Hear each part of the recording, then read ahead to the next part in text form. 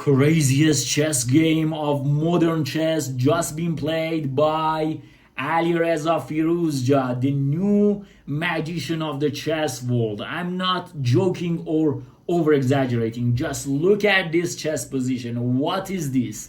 This is wild. Everything is hanging, checkmate in the air, and lots of tactics. This is what Mikhaiel said once. You must take your opponent into a deep, dark forest where 2 plus 2 equals 5, and the path leading out is only wide enough for 1. Let's go and see this fantastic and marvelous chess game. Alireza Firouzja is playing with the white pieces in the second round of Sinquefield Cup against Jan Krzysztof Duda. Alireza kicks off this game with the king's pawn move like a chess king, and Duda replies with e5. We have knight to f3, knight to c6, and bishop to b5, so-called Roy Lopez or Spanish opening, the king of the chess openings. We have a6, Morphy defense, bishop a4, and knight to f6. Alireza in the previous round just played b5, knight a5, which is a dubious line. But in this game we have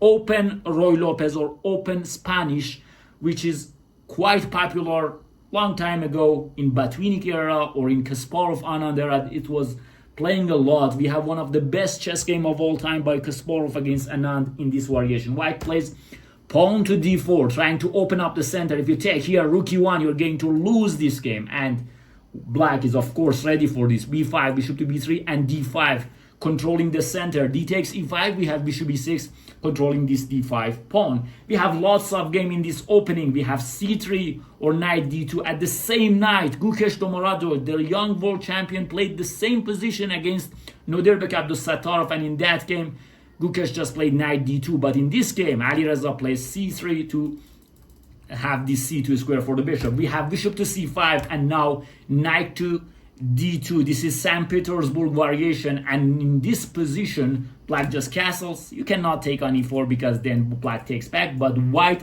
attacks this knight on e4, and now you can play bishop f5, which white is a little bit better. But now we have a very interesting variation. Knight takes f2, sacrificing on f2, rook takes f2, bishop takes f2, king takes f2. Now we have pawn to f6. Black is trying to open up the center and attack this king. This is a very, very famous variation that been played by lots of players. In the old days, white was usually taking on f6, but after queen f6, rook to e8, and everything is coming, black is better and has a very, very powerful attack. But these days, everybody playing knight f1, f takes e5, and king to g1. Let's look at this position. White has a bishop and a knight against a rook and 2 pawns. This is a very dynamic chess position, imbalanced chess position.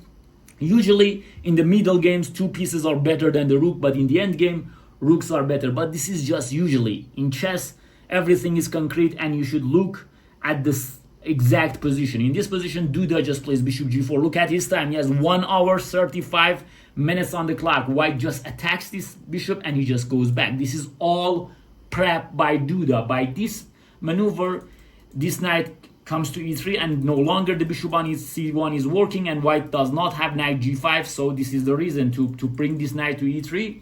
And many players in this position committing a crime against chess, just playing knight f1, bishop g4, knight e3, bishop e6. This is another quote by Mikhaiel. If you play for draw with the white pieces, you committed a crime against chess. But many players are playing this variation, but not Alireza Firouzja. He just plays b4, a very strong move. White wants to grab the space on the queen side. This move has been played by Maxim Vashilagraf MVL against Bogdan Daniel Deak, and in that game also Deak played a5 like this, which Duda played in this game. And after a5 we have a very interesting position. In that game MVL took, rook takes a5, and after bishop b3, e4, knight d4, he reached a better position and won the game. But in this game, Alireza Firouzja just come up with a shocking surprise, bishop to b3, not defending this pawn on b4 and attacking this d5 pawn. But after a takes b4, knight d5, Alireza spent a lot of time on this move, and Duda just comes up with a very calm move, king to h5, king to h8, preventing knight g5. Now if you play knight g5, we have bishop to g8, and this bishop will remain in the game, and you cannot use this diagonal. This move surprised Alireza Firouzja in his calculation. And here he thought that, okay, everything went wrong, and he cannot take on b4 in this position because there is rook takes f3. Just look at this position. Let me show it up in the board. And then knight to d4, and now white is losing this game because everything is coming. If you move your knight, b3 is hanging. Look at this pin. Everything is hanging. So the best move in this position is bishop b3, but black is just simply much better, or even winning. It's -3. So in this position, Alireza had to play bishop to e3, developing the bishop, but now Duda just took here. And in this position, Alireza should take on c3. He also said that he wanted to bail out in this position and he wanted to make a draw, but he thought that if he takes on c3, every kind of endgame is worse for him. And in this position, he just created a deep, dark forest. He went for knight g5, attacking the bishop, nothing so special. Bishop to g8, of course, necessary move to protect this h7 and to remain the bishop in the game. Now everybody was perhaps wondering if Alireza wants to take here, but this position is a little bit worse for him, but Alireza just ignored everything. Look, this pawn came from a5, from a7 to a5, took on b4, took on c3, and white just doesn't care. White just doesn't care about this. This is just madness by Alireza Firouzja. He wants to create some chaos. This, if he will be able to remove this bishop from the game, he might be able to win the game. He wants to bring the rook to d1 and lots of actions. In the game, Duda just played pawn to h6 in this position, which is the second boost move. But look at this move. There was knight d4, the first option by Engine, which wants to eliminate this bishop. And everybody was wondering what's going to happen. Alireza, in the post-game interview after this game, and he analyzed knight to f4, which missed by every single player that was analyzing this game. Even Peter Swidler said that I didn't saw this move, and this, what is this? What is knight f4? This is a fantastic move. Just let me switch off the engine for 1 second. Knight to f4, fantastic move by Alireza. He just wants to take on g8. So if you take on f4, we have bishop takes g8, and white is back into the game. But what else? There are so many different options. White wants to play knight g6 checkmate. This is the idea, and this is what Alireza prepared. And he said, if queen e8, I have a very important move, bishop to f7. You cannot take it with the bishop because you are checkmate. And you cannot take it with the rook because of knight g6. Look at this checkmate pattern. This is what Mikhaiel said, the deep, dark forest. This is the deep, dark forest. And there is only one pass for only one player. And after knight f4, queen e8, as I told you, bishop f7, and there is still one move for black, which is fantastic. Knight to e2 check saves the game. And in this position, white has to take, because if you play king h1, knight takes f4 attacks the queen. This is very important. But knight takes e2, rook takes f7, and in this position, I believe the move is, I don't remember the move. But this is just, you can take here and then take on e5. Maybe this is the best, but this is just craziness. This is just craziness. So, but in this position, after knight f4, this is what Alireza said after knight f4, and he also saw this move, rook to a6, wins for black. Rook to a6, can you believe it? Because after bishop takes g8, I'm going to checkmate you. There is a rook to h6. Just this is, and after knight f7, the problem for white is black can just take on f4, and both of the bishops are hanging, and now black is winning. And if you take on d4, this is with check, and you're going to lose this game. This is just madness, I cannot say anything else. This is just madness. And Alireza himself even saw after knight d4, knight f4, there are some rook a6. He even saw this. I remember this quote from Mikhaiel that in some of his games he said, I knew that some of my sacrifices are not sound, but it's very hard to refute them over the board. And Alireza was saying the same thing. He said that, okay, Engine says this position is much better for black, but this is too hard to play for with the black pieces. Because now look at white pieces, they are all attacking. This is what we know about chess. This is now we are attacking. And after h6, knight d4, just look at this. Alireza only has almost 4 minutes on the clock, and Duda has a lot of time. But a player in Duda's level even cannot find the best moves in this position. This shows that how much defense is difficult in chess. In this position, the best move is c2, which Alireza himself was saying that, okay, this is too hard to see. Or b4. White just wants to take on h6. And you just play c2 in this position? You are supposed to do something. c2 does not do anything in this position. Or b4, it doesn't do anything. You should just be calm and let white take on h6. This is the point. And then play queen e8. And black is fine. I don't know how. Black is just fine. And this is just bishop g7 just saves the game. No problem. Queen comes to g6 in every single variation. Wow, just wow. But Duda took on d5 and Alireza says, it's my turn, bro. And he took on h6. Fantastic move. Just opening up the king. If you take on h6, there is a problem. Check, another check, and now knight to g5. Look at these checkmate patterns. Queen takes g5, queen takes g5. White will win the game. Amazing, amazing. But in the game, Duda played queen e8. This is what he wants. Of course he saw. We said that c2 with queen e8. You just took on d5 with queen e8. But now the problem is the bishop is hanging. The bishop is hanging in its variations. And you cannot take on h6 because I'll take back. And if you come here, I'll take. And if you come here, I'll just say checkmate. Wow. So in the game, he cannot take on h6. And he plays queen e7. Only move. Queen d7 was just losing the bishop for nothing. Now white takes on d5. And in this position, there is another brilliant moment in this game. Duda, if he had found bishop queen takes g5, bishop g5, and it seems like white is completely better. It is trying to take here. c2 doesn't do anything. What is this? If you play rook a6, I'll just take on c3. But engine says knight d4.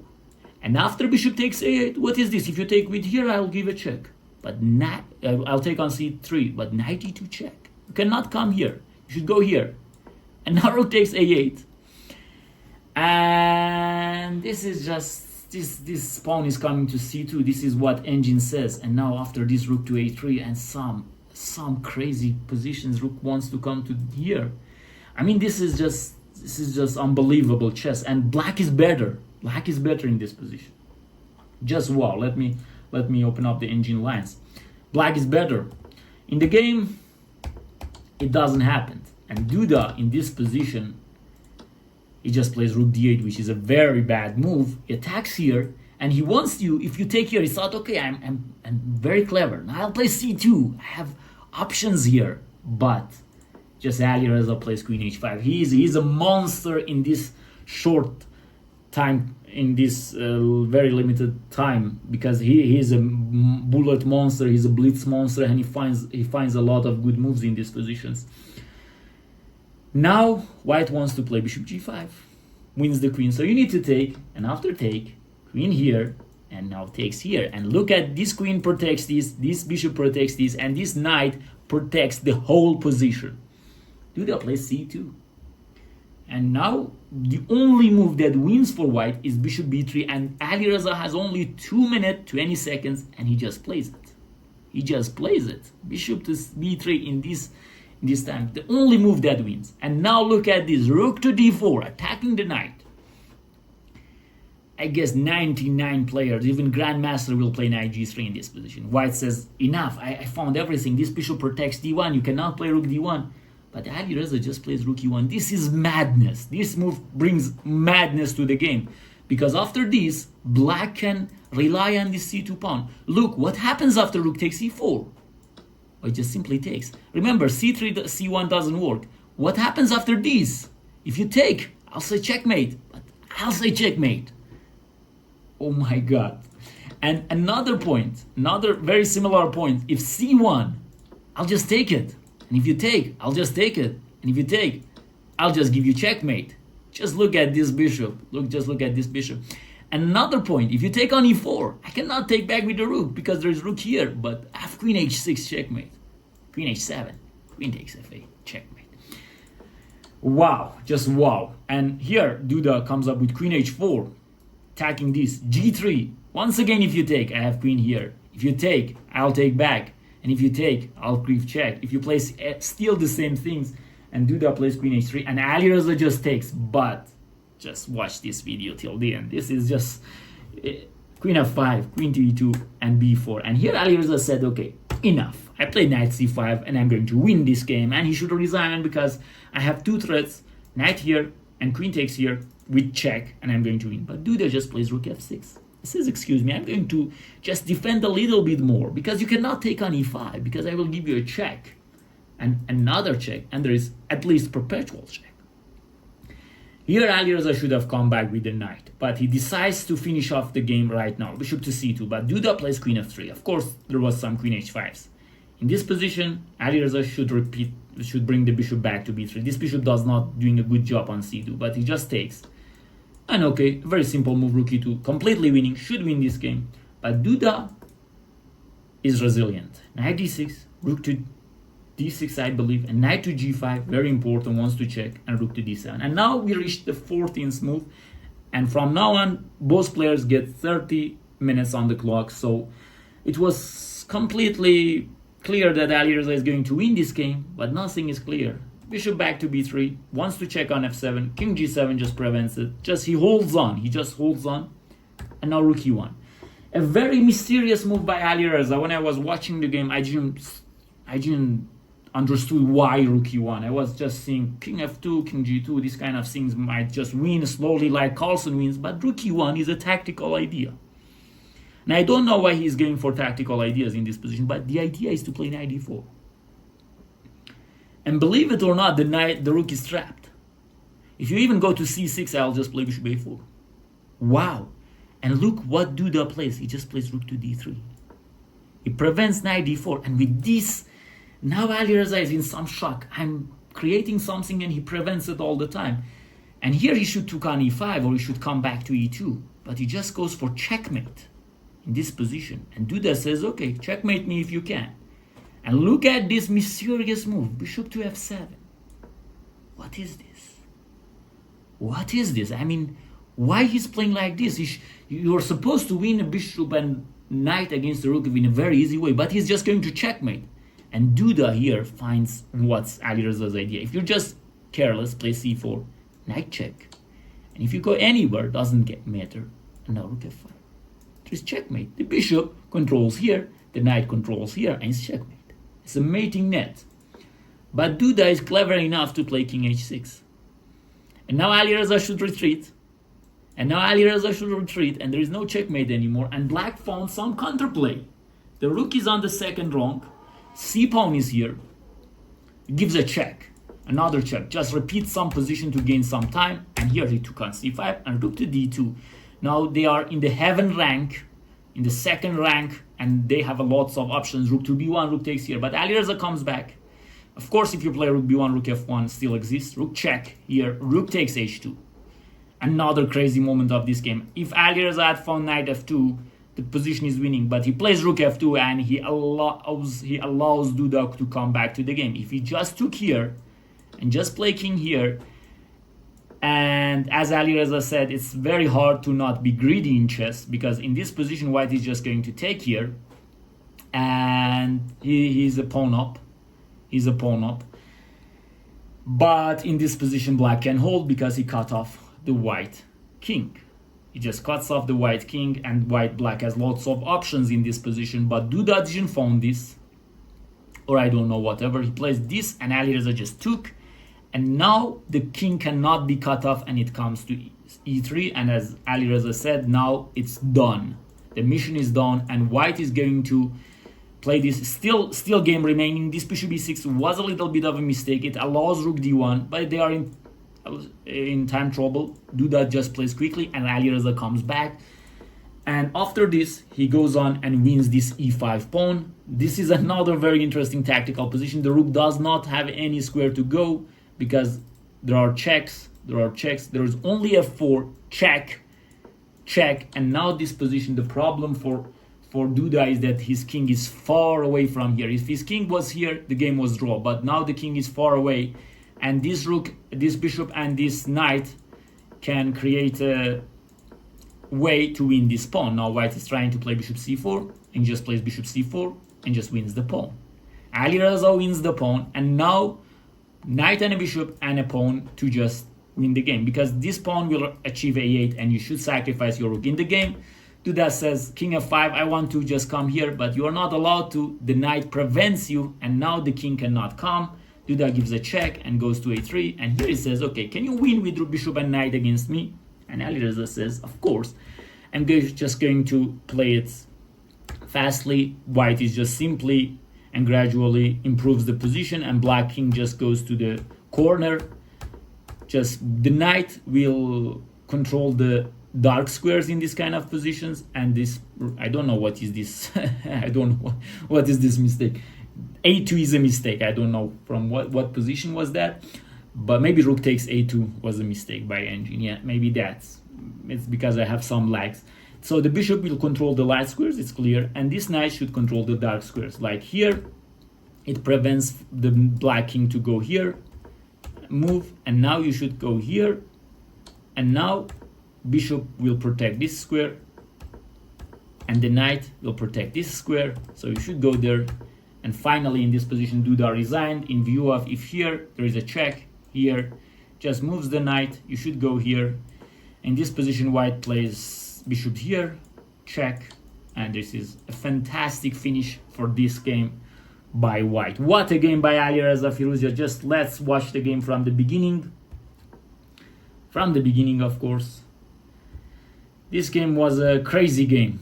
Alireza says 8 out of 10 in the craziness of this game, which is a lot in this modern chess, which not so many players can play crazy chess. We have the Spanish Roy Lopez. We have these main open lines and lots of theory here. Alireza said these positions are usually draw, so I wanted to create something. And he was able, in this very, very old main lines. He played b4, he's a little bit better. After a5, ba5, white is better. I don't believe that this is dead, white is better, but he just plays bishop b3. And this king h8 was a very good pawn by Duda. And then after that, Alireza thought that he's worse, so he went for an attack. Out of desperation, he just attacked. And here, after this knight d4, bishop d5, black cracked. He should have played b4 or c2, but bishop takes h6. And after that, we have lots of tactics, lots of actions. Another mistake. Alireza won back the piece, and here, once again, lots of tactics. He's the master of tactics. Duda defended very well. He just survived a lot of positions. Alireza went on to checkmate him. He couldn't. He come back to win the pawn. He won the pawn. Black had some chances in this position. He could have exchanged with this rook. Might have been lead to the draw, but nothing clear. In this position, Alireza just managed to bring his king.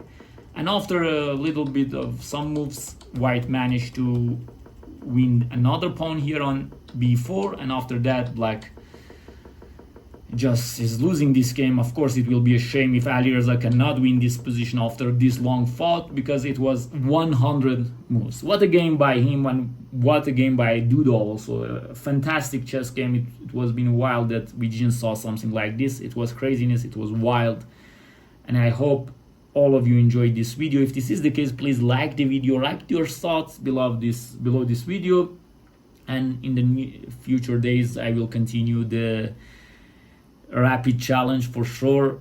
Just I saw this game and I couldn't just do a recap on this. What a fantastic game. Enjoy chess and life.